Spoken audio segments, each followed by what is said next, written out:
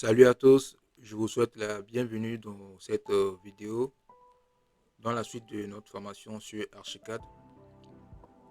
Et aujourd'hui, nous allons nous intéresser tout particulièrement aux portes et fenêtres.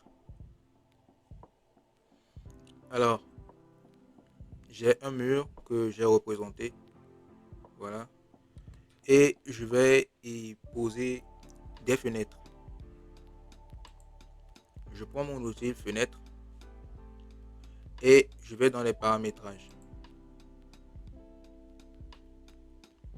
Alors, dans la boîte de dialogue, dans la volée de gauche, j'ai la bibliothèque des types de fenêtres qu'on peut avoir et je vais prendre le dossier fenêtre basique.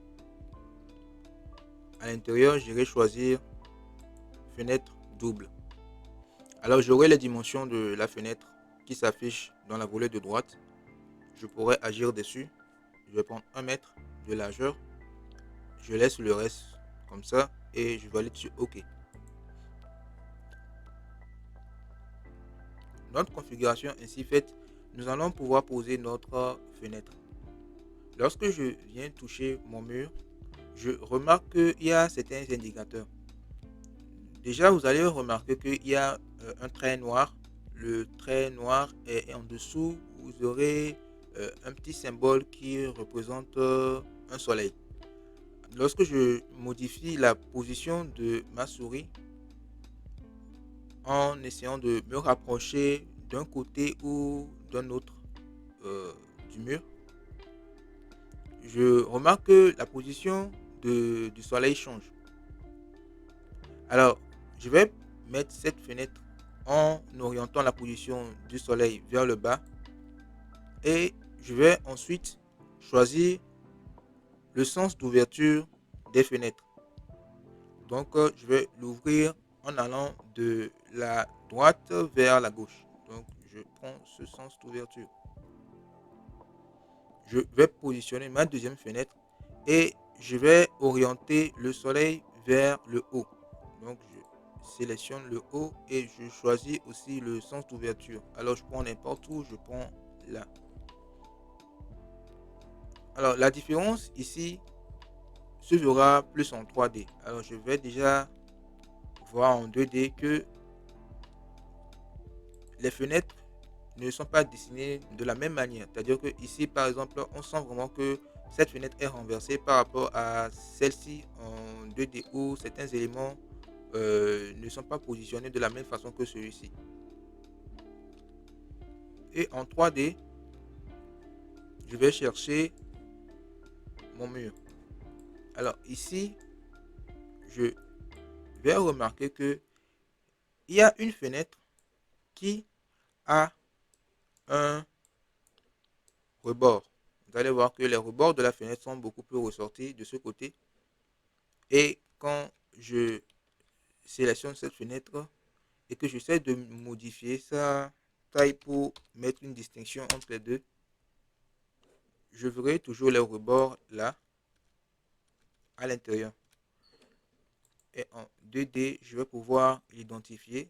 Alors, je lui ai donné une hauteur de 0,50. Donc, c'est bien cette fenêtre que nous sommes en train de voir. Donc, la voici.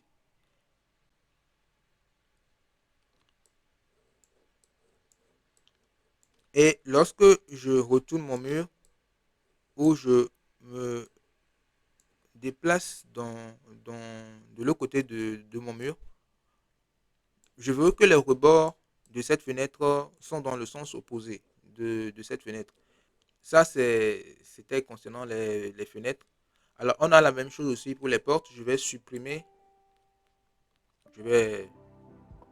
je vais supprimer cette fenêtre et je vais prendre une porte. Je prends ma porte et je vais dans les paramétrages. Alors, je peux modifier les choses ici aussi, mais je vais plutôt le faire dans la boîte de dialogue. Je trouve que c'est beaucoup plus pratique. Alors, ici, je vais prendre toujours dans ma bibliothèque une porte battante euh, avec des dimensions à peu près standard, largeur 0,90 et hauteur 2,10 m.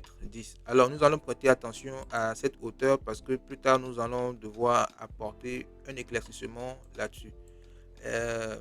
Maintenant, je continue en validant sur OK. Et ensuite, je viens sélectionner mon mur. Bon, disons, je positionne ma souris sur mon mur. Déjà, la porte commence par se dessiner avec des indicateurs. Et je vais devoir orienter mon soleil. Alors, je vais le prendre. Moi, je voudrais que le rebord de ma porte soit beaucoup plus visible vers l'extérieur, en supposant que l'extérieur est dans ce sens, vers le haut, et que l'intérieur est vers le bas. Donc, je choisis le soleil à l'intérieur et je vais ouvrir ma porte comme ceci. Je vais en 3D et effectivement, alors là, je suis à l'intérieur, donc il va falloir que je me positionne à l'extérieur parce que j'ai bien mis mon rebord à l'extérieur. Et là, j'ai le résultat. Vous verrez très bien que on a les débordements du cadre de la porte qui sont bien visibles ici. Et à l'intérieur, nous avons aussi notre porte qui est bien dessinée. Voilà comment vous pouvez positionner des portes et fenêtres. Maintenant, un autre élément essentiel à faire en termes de configuration, lorsque vous positionnez des portes et fenêtres, par défaut, vous allez voir que la fenêtre peut être soit plus haute ou plus basse que la porte. Ils ne sont pas toujours au même niveau. Et quand vous faites des plans de construction, généralement, euh, les portes et fenêtres sont positionnées de telle sorte qu'ils soient au même niveau, au niveau linteau. Alors, je vais venir modifier ça, m'assurer que euh, la porte et la fenêtre soient au même niveau. Pour ça, j'ai deux manières de procéder.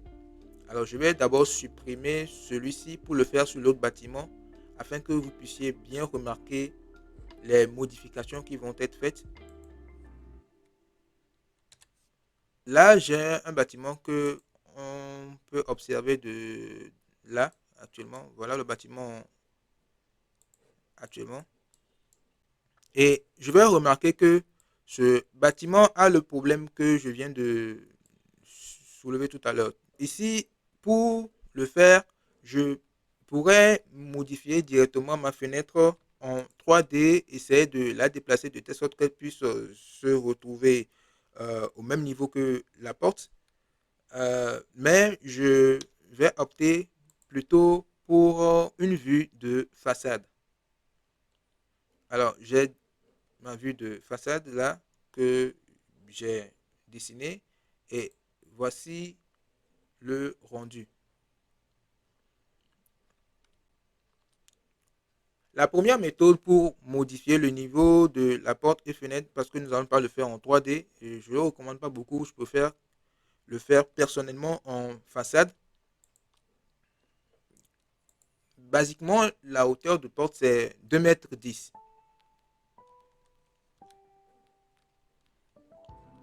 Je vérifie la hauteur de ma fenêtre, c'est 1,50 m. OK. Je vais soustraire les 1,50 m des 2,10 m et le reste, je vais l'utiliser pour positionner ma fenêtre par rapport au dallage au sol ou encore au plancher du sol, le plancher bas.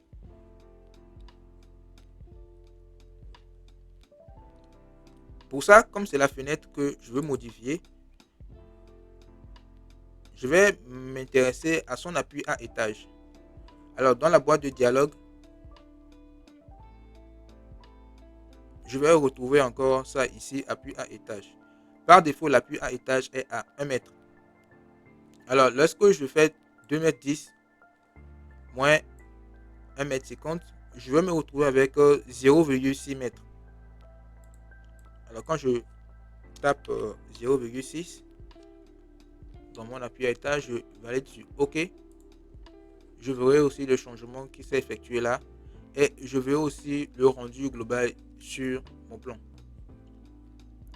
Alors, on peut se dire que c'est bon, c'est validé, c'est assez correct.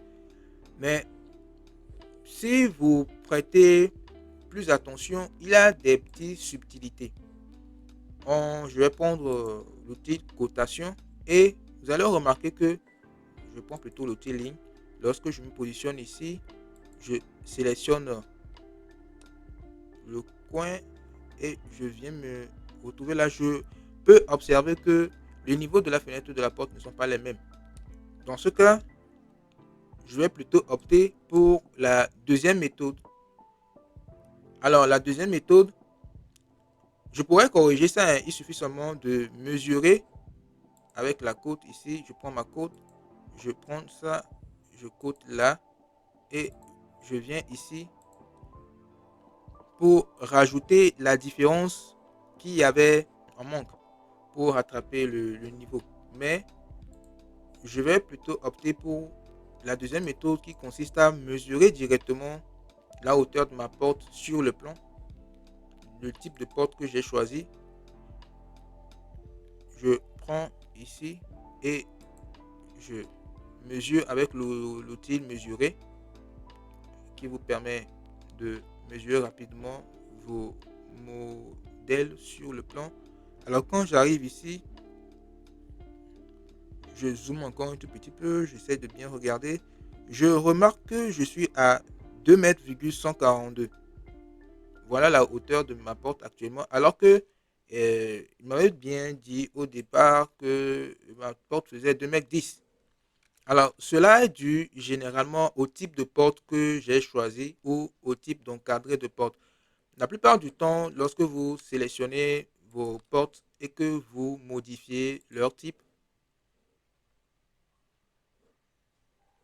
vous n'aurez pas toujours les mêmes encadrés de porte ou les mêmes modèles de porte.